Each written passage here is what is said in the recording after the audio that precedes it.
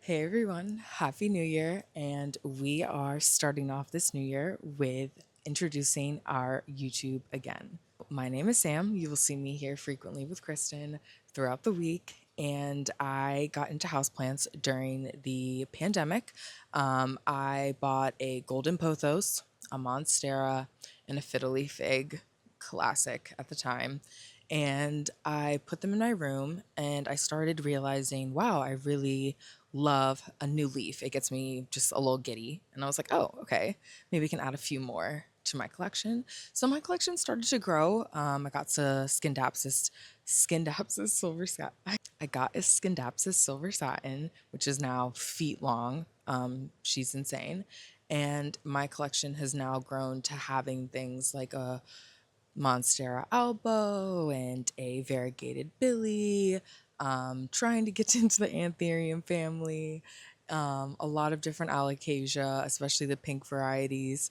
They are my favorite, but I would say my favorite plant families long term philodendrons, Monstera, Alocasia, Scindapsus. Those right now are my new favorites, and I would say I'm experimenting more and getting better with Hoyas and Anthuriums because I really, really, really, really love Anthuriums.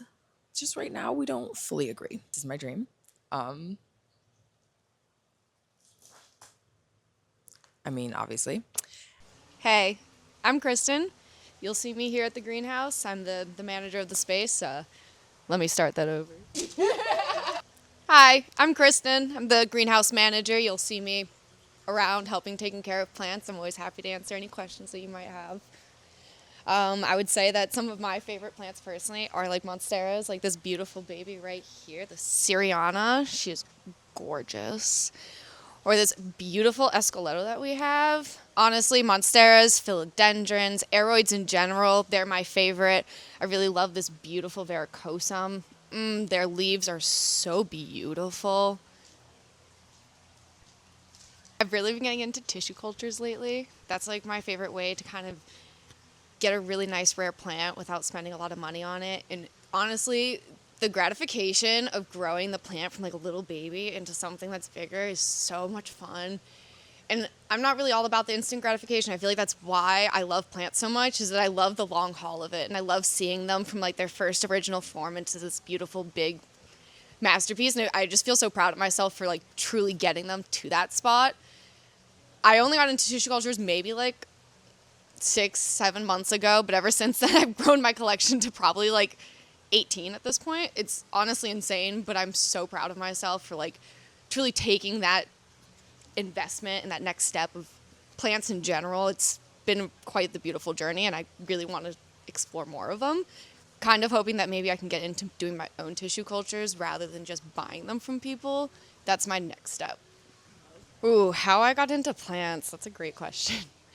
My mom bought me my first plant. It was a succulent garden, and I was like, this is really cute. And all of my roommates were like, why do we have plants in our house now? And I was like, because I love them.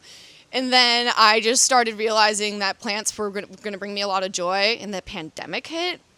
Game over. I started going to plant shops all the time because I just needed something to do. I needed something to play with and like nature without truly getting into nature sometimes. So then I was like, plants. Brought my first plant home. I got my own money tree. That was my first plant. Scary idea, but I'm really proud of myself because now I have it up to like this tall. So it was worth the investment, and now I'm here running this greenhouse, and it's truly an absolute pleasure. And I just want to share that with you and share our knowledge and just build a community where we can just discuss houseplants and geek out together because, houseplant people, plant people, we get it. We're fun. So today, let's tour the greenhouse, go over some basic things that we have here that you can find here consistently, and some of my special favorite tables or special favorite sections I think would be really, really fun. I can also just point to you behind me right now. Let's move this camera. Okay, one, water features. Shout out Jeff. Jeff knew what he was doing. But we have the living wall. Step out of frame for a second. Do you hear that sound? That's the sound of peace. Anyway, so that let's start our tour here. I mean, MTV, welcome to my cribs. We have our living wall. Let's pop on over to a few of our tables and discuss a few of the easy, basic lighting and care requirements. These are not always going to be specifically tailored to every single plant that's on the table. Some will require more than others.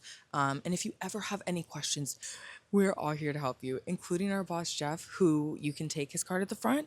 And if you have a plant question, he's happy to help answer. But so are we as well. So never be afraid, never hesitate. There's no stupid questions.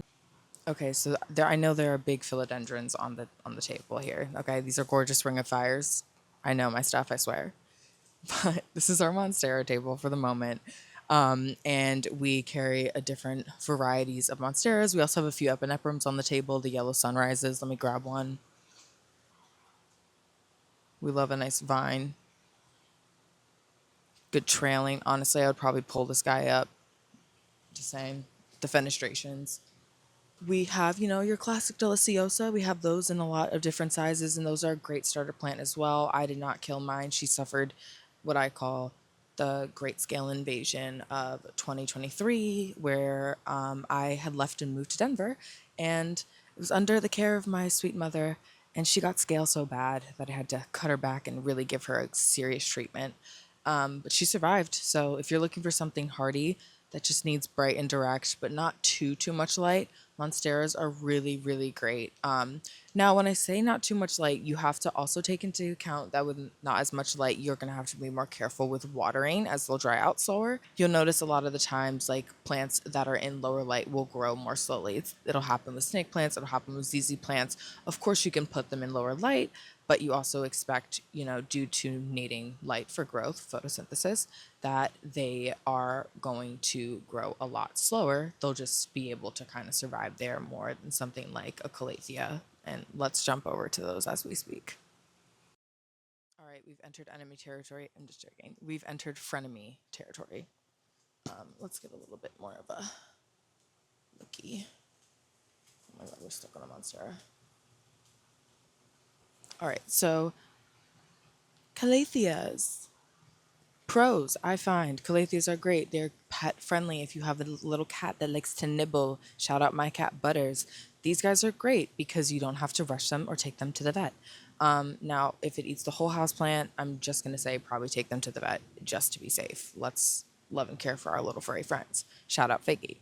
But Calatheas are really great. I would say one of the main key things you're going to want for these guys is they need light.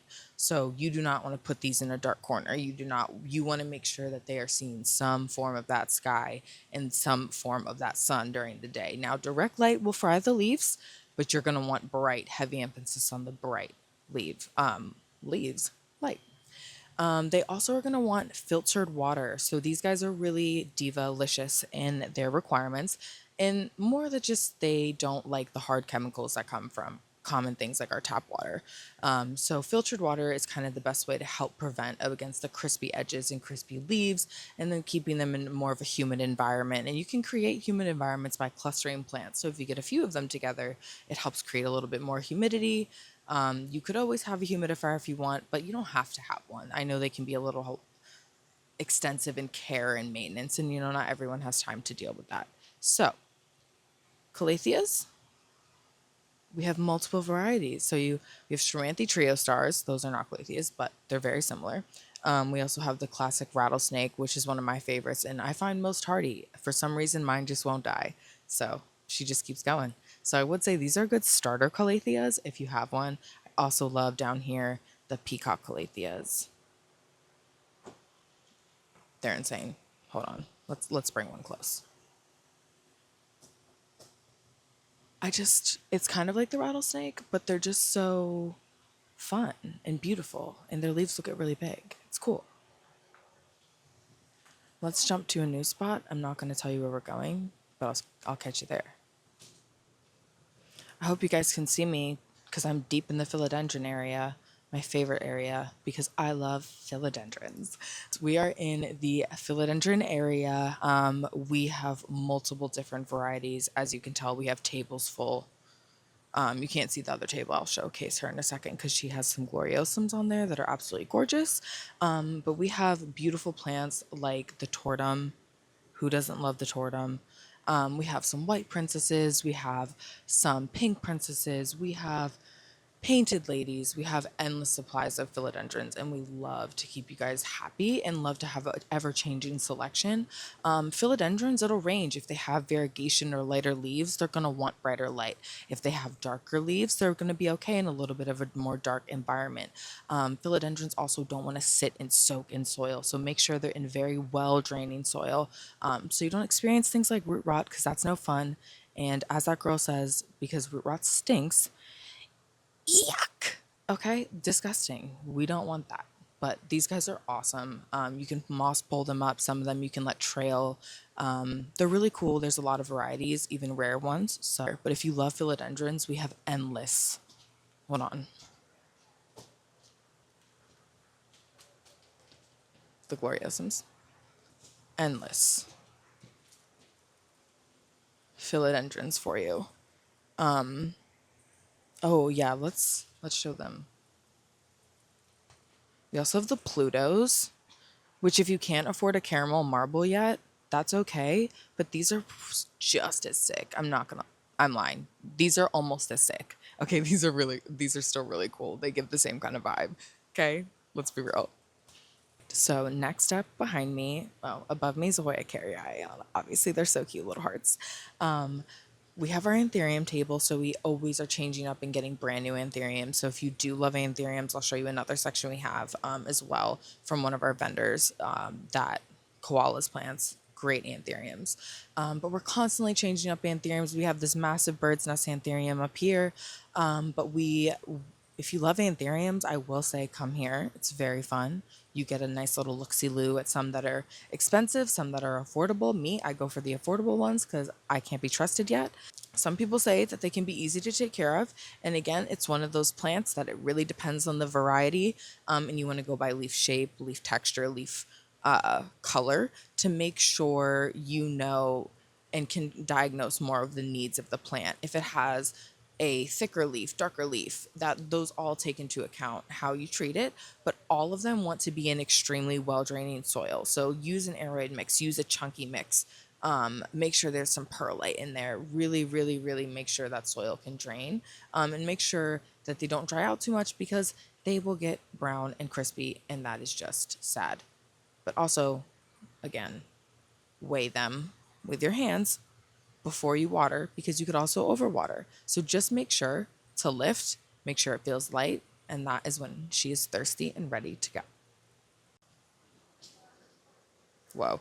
So this is our Monstera Rare Tycon table. We have our massive beauty here at the top, but we also have esqueletos, we have some burl marks, and we also have some pinapartias and tycons on the other side. So these guys will require a little bit more light. Esqueletos are kind of in the middle, but they'll require a little bit more light to keep that variegation that you see, that white, yeah, that guy. To keep that going, you got to make sure they're in light.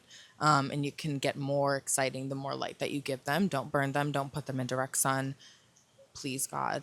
But things like tycons can also rot very easily. So what we recommend, especially Monstera families, again, letting them dry out, make sure they're light before you water, because you don't want root rot. Yuck. Gross. Smells disgusting. Can be treated, of course. It's just not a fun treatment. I just don't recommend it. But if you're looking for rare monsteras, we're constantly trying to get some in, as we're about to jump over right next door to our rare section that is quite popular. So here is our rare cabinets section. So a lot of our really expensive plants are locked away in this gorgeous section of plants. So we're locked away in these cabinets, where they live and their humidity and everything's a little bit more controlled. So some things we have in the cabinets right now is this Dark and Handsome. They are gorgeous. We used to have two, but now we have one. They're beautiful, velvety, dark, almost reddish kind of leaf. Amazing and incredible. If we zoom in over here, we can get a peek at Koala's plants. Now, Koala's plants is about to do a massive restock. We're a little low because they're quite popular.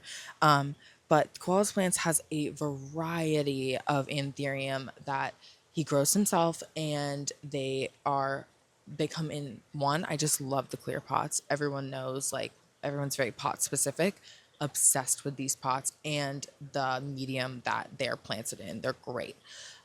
So highly, highly, highly would recommend, if you like anthuriums, that this is another great place to stop on your anthurium tour in the greenhouse, because obviously I hope when you guys come, you're touring the whole greenhouse, take it in, take in the features, sit with the living wall, appreciate everything. We're here for you guys to just enjoy the space. Okay, so back here, this is not even the back, this is the front of the greenhouse. Actually, when you walk in, it'll be right to your right. We have all of our pots and local vendors. So we have really cool selections of different varieties of ceramic pots to plastic pots, whatever you need, whatever you like, saucers, terracotta. We have everything to fit your need, and we are happy to help. We are happy to give repotting tips. We are happy to help repot with you and show you what to do. The vendors that we have are incredible. Their pots are super unique. So make sure you definitely stop in and take a look at vendors we have, like Fern and Folk, Sourwood, Kabloom.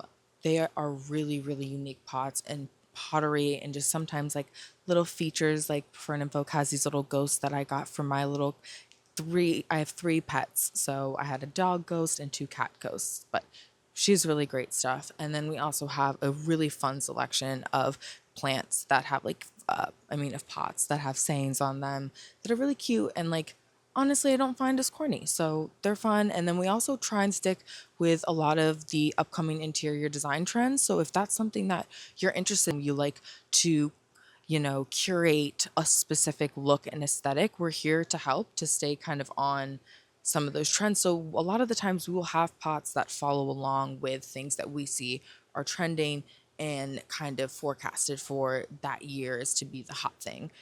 Just so you can also be on trend if you like to be on trend. If you don't, that's fine too. But we have all the options. We're here for all of you guys. Spotted in the wild, this is our greenhouse cat Figgy. And she's eating an air plant. Okay. Figgy, come here. Come on. Oh my God, that's crazy. That worked. Oh my God. Yeah? Hi. Hello. And she said no. If you ever visit, pet Figgy on the back, not the head. She does not appreciate it. Anyways, that is our greenhouse cat. All right, so next up on our tour, we have our supplies section as well. We also have a bunch lined up of a bunch of soil lined up underneath that's right next to over here. We have a bunch of soil lined up next to all of this. They're just big bags, but we have things like Coast of Maine. We have Ocean Forest by Fox Farm. So we carry things like our vendor soil. We have Full Circle fertilizer, we have sphagnum moss, we have perlite, we have it all. And then we also have back here, we have sprays, we have rooting hormone, we have more plant food, we have bricks of soil. Whatever you may need, we are here to help you. And we can also guide you to help finding the right thing for the right plant. Because sometimes, soil, as you can see here, you have a desert and drought soil mix versus a tropical aroid mix. So you want to make sure you're picking the right soil to help your plant fully thrive and succeed if you are planning on repotting it. So make sure you like and subscribe, and also, recommend a friend do it as well. We want to grow this community. We want to expand off of just being on Instagram and Facebook. We want to give you guys multiple opportunities to learn about plants in long form, short form, picture form. Whether you come here, we just want to be there for you guys for everything that you need. So hopefully we will see you next time, or we'll catch you in the greenhouse and say hi. We're always here.